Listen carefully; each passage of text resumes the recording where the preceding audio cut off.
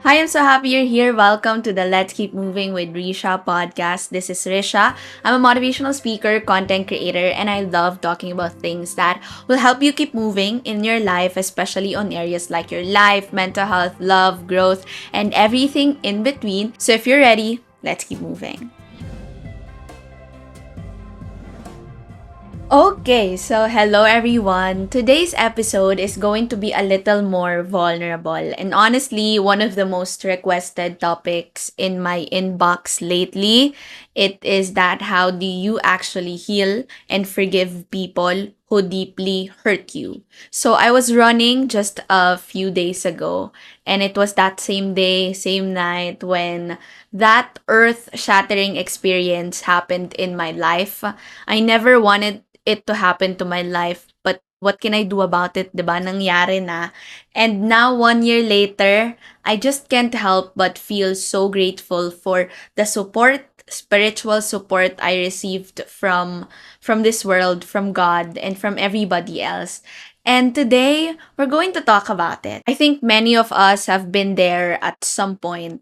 You know, the kind of hurt that leaves us confused, angry, disappointed, and even the kind of hurt that questions ourselves. And this is not about forgiving someone na kalimutan lang mag-reply sa inyo sa text or who accidentally offended you with a small comment or small information. But this is about the people who really wounded you. The kind of wound that changes the way you love, that changes the way you trust, and sometimes it is the kind of wound that changes the way you see yourself. And I wanted to speak on this topic today specifically because I want to help, not from a place of theory, but of course from a place of experience. Over the past year, you have seen me grow, and I went through a season where I had to really wrestle with forgiveness in ways that I never thought I would. I had to deal with betrayal, broken of trust, and silent heartbreak, where all of these are part of my reality. And I had to learn how to forgive people who I honestly felt didn't deserve it. But I'm at this point and I think it is because of that decision. And I want to walk you through these three pieces of wisdom that I personally held on to while going through this difficult, emotional, and really faith stretching journey. I want you to know that it won't be as just easy or as difficult or as fast. Hindi ko gina-guarantee na like after this episode, okay, 1 year later, okay na kayo. Actually, nung pinost ko yung viral content ko about this same day, same time last year, I was shocked that a lot of people pala are going through this same thing.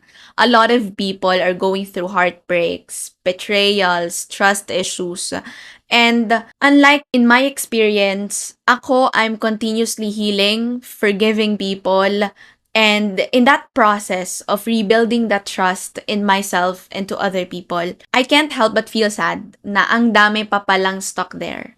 Ang dami pala na nandun pa din sa loop na yon at ang dami pang tao ang nakaka-experience ng ganitong trauma, ng ganitong dilema sa buhay nila. Maybe, 'di ba? If this episode have helped me, if this tips that I'll be sharing have helped me, I'm really hoping that this episode would also help you as well. So if you're ready with that three piece of wisdom, then without further ado, let's keep moving.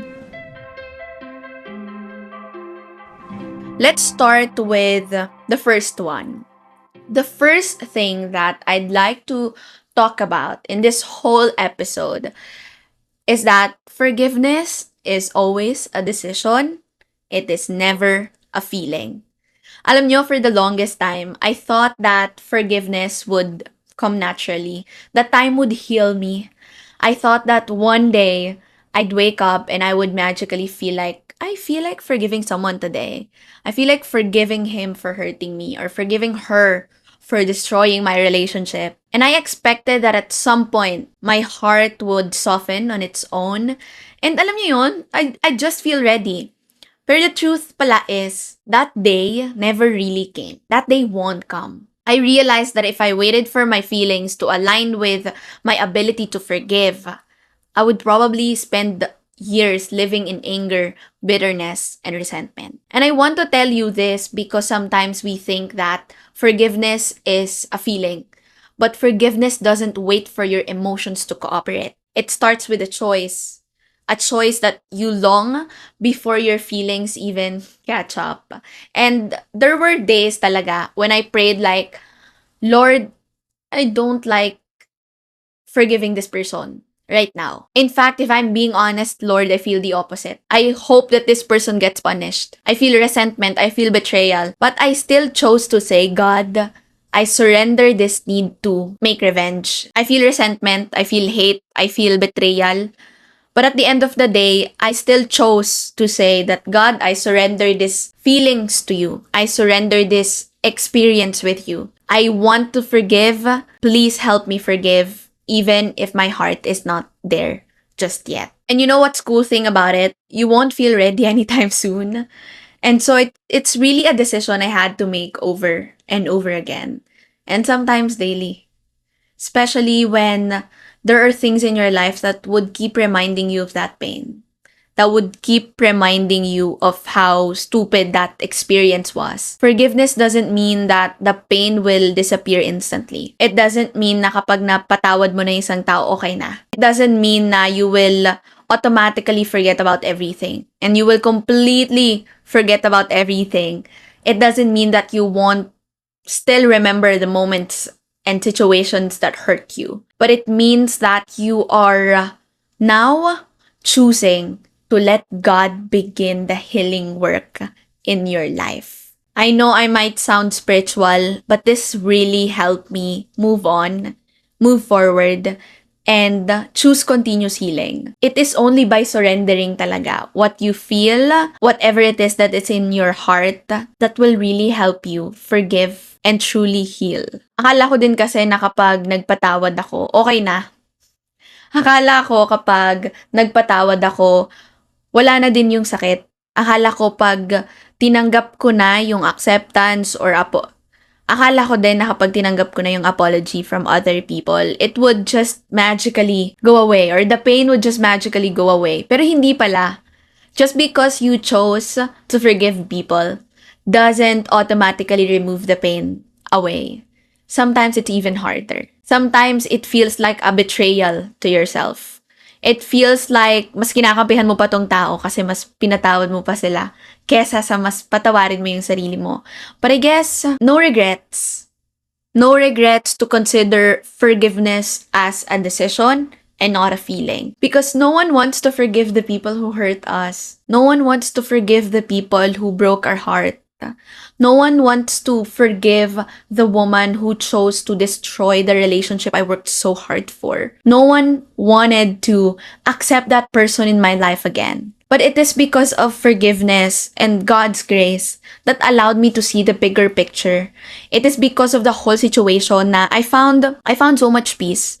And dun ko na-realize na I have so much love to give pala. I know I keep repeating that all over again for the past few episodes that I have so much love to give because the whole experience, forgiving people, loving people again, and accepting people back again over my life, it may not be the best decision for other people, but it's the best decision that I'm so proud of that I made, and it's a proof that I have so much love to give. And if I have to experience that pain to be able to realize that, then it's all worth it. Palagi ko sasabihin na I'm not defined by the choices that was done to hurt me. I am not defined by what people did to me. I am not going to allow that to rule over my life because I am so much more. I am so much more. I learned something this week while I was on my OJT. Nakikinig ako ng podcast kasi sobrang daming patay na oras habang nag-check ng mga papers. So I always listen to podcasts. And guys, nakatapos ako ng 2 podcast episode dahil sa pakikinig ko at pag-use ko ng oras na yon. Sabi ni Mel Robbins there, people are more than the worst things they've done. And that spoke so heavily to me. Before that person did something bad to your life, before that person hurt you, imagine all the bad things that was done to them as well. And I know na that's not really the right way to explain why these people hurt me or why that person hurt you, but it's another perspective to look at. It's never to validate what they've done in your life. It's never that way. It's more like, maybe that's the other side of it. Maybe this is the side I don't see. Na baka bago pa nila ako sinaktan ng ganon, sobrang dami ng masasakit na bagay ang nangyari sa buhay nila. Which could possibly be nothing compared to what they did in my life. And so that's the story I choose to believe. Even if it may not be true on their end, I do not care. But that's how I choose forgiveness. That's how I choose empathy. That's how I choose kindness to rule over my life. By the way, if you're finding value in this podcast episode, I would love it if you can give us a 5-star rating here on Spotify or like this video wherever you're listening. I would really appreciate it. It's really a way for us to help reach more people and deliver meaningful content for all of you. So that's my first truth, that forgiveness is more of a choice than it is a feeling. At kung mag-iintay ka pa ng feeling na yon, I'm afraid it won't come. I'm afraid that you won't always feel ready for that feeling. The second thing that I'd like to point out in this podcast episode is that forgiveness does not mean forgetting, excusing, or tolerating repeated disrespect. Again, allow me to repeat that once more for you. Forgiveness does not mean forgetting, excusing, or tolerating repeated disrespect. For a long time, I thought that forgiving someone meant that I had to let them back into my life with the same behavior, with the same personality, and with the same character. I thought that that's the way it should be. That you just have to tolerate it. An excuse na, ganun talaga sila eh. But no, I chose not to. I had to let them back into my life, but I need a development when it comes to character and when it comes to boundaries. I thought na kapag, if I truly forgave, I couldn't set boundaries or that I had to act like nothing happened. But no, you can act like something happened. You can build boundaries like something happened. It's not always like black and white. Palagi ko tong sinasabi sa podcast episode ko. If you have listened to my previous episodes before, life is not black and white. It's not like, okay, I forgive you. You can come back into my life with the same behavior, with the same character, with the same personality, and no development. Or, I chose to completely get rid of you in my life. One of the things that I had to teach you is the importance of recognizing that life consists of gray areas, that you can always compromise. You can always talk about the adjustments. You can always talk about what you want. You can build boundaries while respecting both parties. And feeling ko hindi yon na-highlight sa issue or sa topic of forgiveness and healing. Akala natin when we reach a certain point, it's either sobrang galit tayo, tapos sobrang healed tayo. Akala natin yun lang dalawang yon. But we forget to appreciate the gray areas in between. That sometimes the journey or like the gray areas in between, mas masarap pa siya sa feeling of actually being there. I could relate it to our journey to the mountains, diba? Sobrang tagal ng trail. Sobrang tagal ng pagpunta sa peak. Pero sobrang bilis lang sa peak. After the peak, you have to go through it again. And before the peak, you have to go through the journey. And sometimes dun sa journey, yun yung mas fulfilling. And that's what I keep telling you. You have to appreciate the journey. You have to appreciate what's in between. Because that gray area, it matters. Through faith, through prayer, and through consistency, I realized na forgiveness and wisdom go hand in hand. Forgiveness is not about just releasing bitterness, but it's also about wisdom. It's also about building better boundaries. It's also about protecting your partnership. It's also about protecting your heart. It's also about moving forward. I want to tell this straight to your face, okay? Just because you forgive someone doesn't mean you're obligated to give them the same access to your life again. Again, just because you forgive someone doesn't mean you are obligated to give them the same access to your life again. It doesn't mean that you're pretending the offense never happened. It doesn't mean that you are excusing their behavior or what they've done in your life, saying that it was okay. You can choose to forgive, while still saying na I love you, I care for you, but we can't do this all over again. If we want to try this again, then let's build better boundaries, better rules. How can we respect each other even more? And setting boundaries, if I'm being honest, is not a sign of unforgiveness. It's a sign of healing and self respect. And I had to learn that the hardest way. Forgiveness is free. It is. But trust again is earned. Forgiveness is free. You can do that easily. But trust is earned. Even God himself calls us to forgive, but he also calls us to walk in wisdom. So if you're listening right now and you're thinking, if I forgive them, does that mean I have to let them close again? The answer is not always yes, it's not always no. Forgiveness can happen even from a distance. Forgiveness can happen even when you're close together. And you can release that pain while still guarding your peace. Okay, the third and final wisdom I want to share is this. Forgiveness is for your freedom, not their validation. And this one hit me the hardest, no? For a while kasi I thought that forgiving people meant that I was letting them win. That by forgiving people, forgiving those who hurt me, I was sending them the message that, okay, what you did to me was okay. And I struggled with that idea for the past year. I struggled with the idea that they might never apologize if napatawad ko na sila, or walang character development kapag napatawad ko na sila, or baka gawin ulit nila yon kasi napatawad ko na sila. That they might never even feel guilty because I already forgave them. That life for them would just go on as if nothing happened. While ako, naiwan ako dito, I stayed here wrestling with the aftermath. But one day, during one of my quiet moments with God, I felt this very clear reminder. Now, forgiveness is not about them. It's about you. It's about your heart. It's about your own walk in faith. It's about your healing. It's about your peace. It's about you. And forgiveness is not validating their actions. It's about freeing yourself from the weight of bitterness and from what they've done in your life. It's time that you free yourself from the weight of that bitterness that's been silently poisoning your journey. Moving forward, diba? Because the truth is, when you carry unforgiveness with you, the person who suffers the most is just you. When you carry unforgiveness in your life, it will reflect on all the other areas of your life. It will affect your work, your relationships, your walk in faith, everything.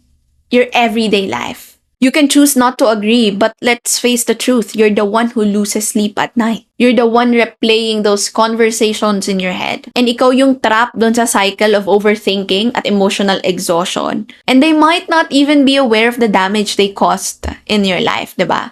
They might be out there living their life, smiling, or thriving, and completely unaware of how much they have wronged you or how much they have hurt you. The longer you hold onto that anger, the longer that you hold on to that pain, it is that the more it continues to affect your energy, your peace, and your relationship with the people na hindi ka naman sinaktan, with the people who did not even hurt you, and who are willing to give you everything. Forgiveness is like a word that says, I refuse to let these people's actions control my heart any longer.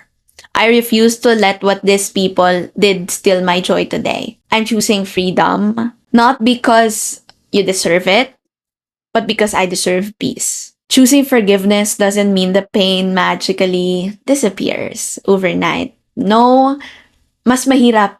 There will still be moments when the memories resurface. Situations, names, experience, certain days will trigger you. At magre-resurface talaga yung feeling na yon. And there will still be days when you feel like crying all over again. Pero over time, believe me, God will honor your decision. You will wake up one day and realize na yung grip mo sa anger, yung grip mo sa pain, yung grip mo sa mga nangyari, it's not as tight anymore. That bitterness that once felt so loud has now turned into peace and quiet healing. Before I end this episode, I know the past few episodes I've released are very short, and ito na lang yata yung isa sa mga pinakamatagal. But I want to say that healing is a journey, forgiveness is a process, and both of these things take time. And you are allowed to take that time. You are allowed to grieve what you lost, and you are allowed to feel all the pain. But at the end of the day, you have a choice. And I hope you choose the kind of healing that sets you free. The kind of healing that is kind. And you don't have to wait for an apology to move forward. You don't have to wait for closure from that person who hurt you. Sometimes closure is a decision that you give yourself. Sometimes it's just your decision to forgive, to heal, and to move forward. So wherever you are in this forgiveness and healing journey, I want you to know that you are doing better. You are doing better than you think. And God sees your heart. Alam nyo, itong kindness na meron ako, itong kindness na meron ka, it is not unseen. It is seen by God. And God knows that pain. God knows that heart. And He's not finished with our story just yet. And while we are on the topic of healing and forgiveness, I also want to be real with everyone in this platform and in this podcast about something very personal in my life. A lot of people, kasi when they think about forgiveness, or when they talk about it, they often assume na it's automatically about cutting people off your life. It means cutting ties forever, burning bridges, breaking ups, and walking away for good. But in my case, I know you already know na naman, part of my healing journey and part of my obedience to God is giving the relationship another chance. Yes, we have been trying to restore the relationship. We've been intentionally choosing to rebuild not just trust in each other, but also our individual relationship with God first, and our relationships with ourselves. And that, that process wasn't easy either. It took countless prayers. It took countless late night conversations, hard ones, easy ones, hard boundaries, cutting people off our partnership, counseling, respect, retreats, and honestly, a lot of humility from both sides. And I know that not a lot of people will understand that. Not everybody is supposed to understand that. And I know that not everyone will understand why I made that choice. Some people would even laugh at me for making such choices. Some people would hate me or shame me for trying again. Why I chose the same person, why I stayed, and why I said, let's try it again. But the thing is, I know you already know this if you have been here for a while in the podcast, if you have listened to my episodes, you know me and you know the basis of my decision. It's all rooted in faith, in love, and in hope. And so yes, 1 year later, no regrets. I feel so happy. I feel grateful. I feel so much better now.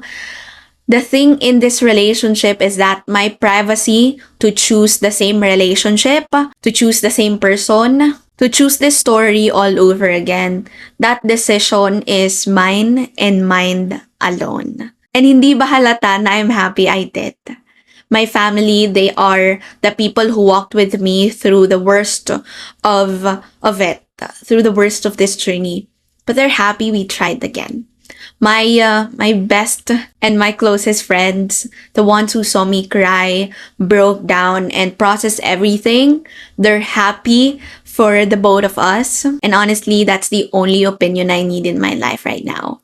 Because at the end of the day, the people who matter, the ones who know the full story, they're actually the ones cheering for this second chance. And yes, I do not owe the world an explanation for a decision that was prayed over, cried over, and fought for with so much intention and grace. And this isn't about proving anything to anyone. This is about me. This is about the choices I made. This is about me choosing peace choosing love, choosing obedience, choosing to try again, and choosing to walk this out with God leading the way. So whether your forgiveness journey looks like choosing distance or choosing to rebuild or simply choosing to let go internally, I hope that you remember that you got to decide what healing looks like for you. And yes, you get to decide as well which chapters you're willing to rewrite and which ones you're finally ready to close. That's about it, everybody. Thank you so much for spending your time with me. I hope that you learned something, and I hope that this story of mine will inspire you because I'd love to know your thoughts. What did you learn from this episode? And for the poll naman, are you healed already? No judgment. If not, it's completely okay to just take your time, to just breathe it out, and to not be pressured by other people's healing journey. If you also enjoyed this episode, I would really appreciate it if you can share this with a friend. Maybe they are going through this healing journey and maybe they feel alone, and this podcast would be like a virtual hug for them. And so send this over. Also share your biggest takeaways on social media. I'd love to reshare it. And yeah, this has been your friend and your host, Resha. Know that I'm grateful for you. I've always been. And I'm rooting for you. I'm rooting for you big time. I'll see you soon. And until then, don't forget to always keep moving. Bye.